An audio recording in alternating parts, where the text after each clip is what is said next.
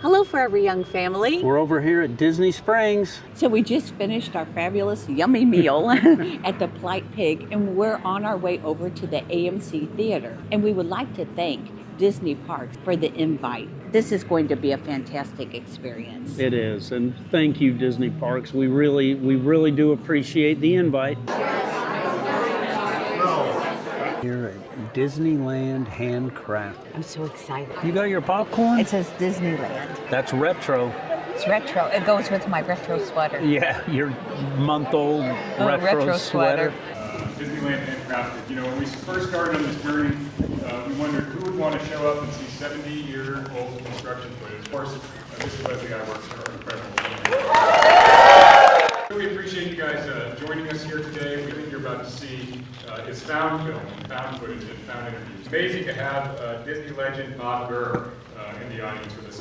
I'll turn it over to Leslie to say a little bit about the film and the process. First of all, thanks everybody for coming to see this tonight. All this footage that you see, that's not the TV shows and stuff, but all the other footage was all MOS, meaning it had no sound to it. And we also colorized this, we cleaned it up. And what drew you to have to tell the story?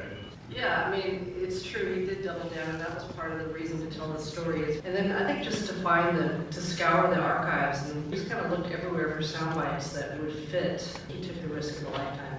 I mean, really, this was probably the most dangerous decision Walt Disney ever made. Your family's connection, the emotional connection that we all have to these parks, Disneyland specifically, as you thought about bringing this together, how did that emotionally hit for you? You know, it's funny, as a filmmaker, I'm just focused on what the great story is. My grandfather at this time was stopped in the hallway by Walt at the studio.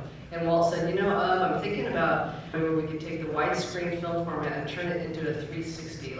And Ub said, well, give me a couple of days, let me think about it.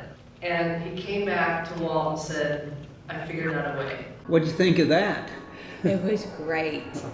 Disneyland Handcrafted. That was a phenomenal screening and discussion. 7 years later, it's like, what an amazing business plan. Because happiness was his business model. He really believed in his heart of heart that happiness is future-proof. And there is a continuum there. And that's what the Imagineers continue to do. And that's what the values that Walt instilled in the people that were working there at that time. And we would like to thank Disney Parks for the invite. Yes, thank you, Disney Parks.